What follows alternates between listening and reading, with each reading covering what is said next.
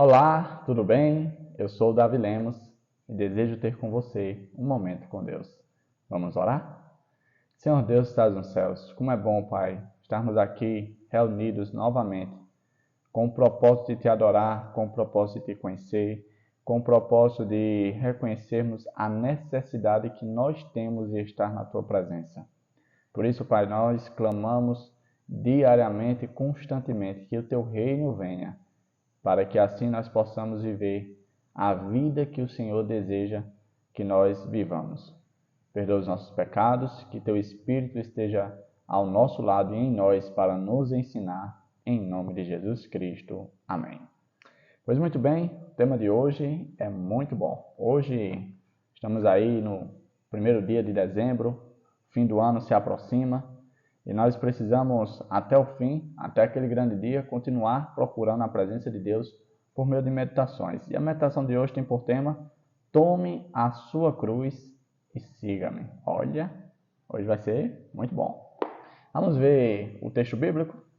Abra comigo aí no livro de Mateus, Mateus 16, o versículo é o 24, que diz assim, ó. Então Jesus disse aos seus discípulos: se alguém quer vir após mim, negue a si mesmo, tome a sua cruz e siga-me. Olha que verso poderoso. Vamos analisar em que contexto se passava essa situação. Primeiro, já tinha se passado mais de 3 anos que Jesus tinha iniciado o seu ministério. E aí estava se aproximando o momento em que ele verteria a sua vida em sacrifício em prol da humanidade, para assim a humanidade, vamos dizer assim, ter não a possibilidade, mas um meio pelo qual se salvar, que era por meio do sacrifício de Jesus. Quando Jesus anunciou as coisas que estavam prestes a acontecer, como o seu sofrimento e a sua morte, os discípulos não aceitaram. Eles retrucaram. A gente lembra até do episódio de Pedro, que Jesus o repreendeu fortemente, dizendo que ele estava se deixando ser instrumento de Satanás em proferir aquelas palavras, em tentar desmotivar o sacrifício de Jesus, aquela coisa toda. E aí Jesus faz essa declaração: se alguém quiser vir após mim, ou seja, se alguém quiser continuar me seguindo, andando nos meus passos, fazendo aquilo que eu faço, sendo meu imitador, precisa fazer algumas coisas para poder ser reconhecido como cristão. E aqui entra a primeira etapa. E aí nós vamos tirar algumas lições. A primeira etapa que o texto diz é: negue a si mesmo. Negar a si mesmo é algo muito difícil para o ser humano. Hoje está muito em alta a ideia do merecimento próprio.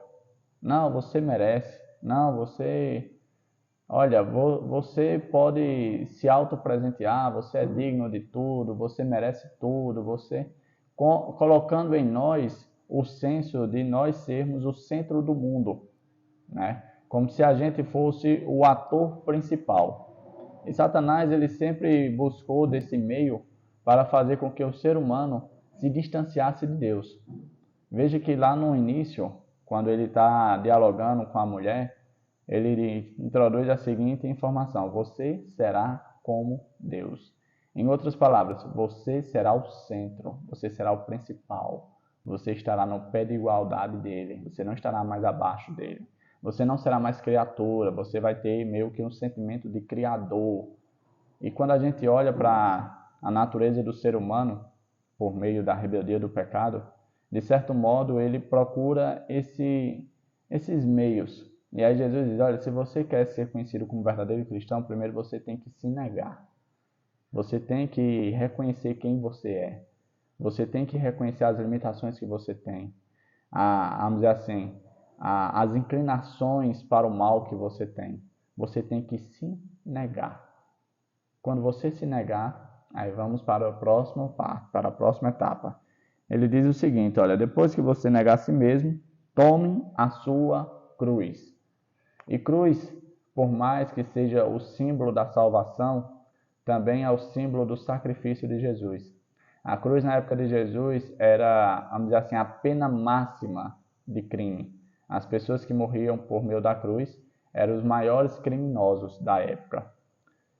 Hoje, quando a gente olha para o nosso redor, e assim a gente sempre vai trazendo para a nossa realidade, a gente percebe que tem se difundido grandemente, tanto nos meios evangélicos, nos meios religiosos, a questão de não mais sacrifício. Não é preciso sacrifício.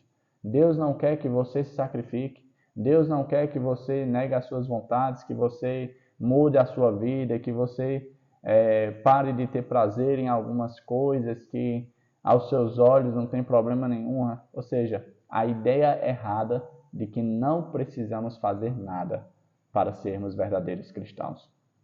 Quando, na verdade, Jesus, de certo modo, o incentiva. Tome a sua cruz. Por amor ao Evangelho, qual foi o sacrifício que você fez? Nenhum.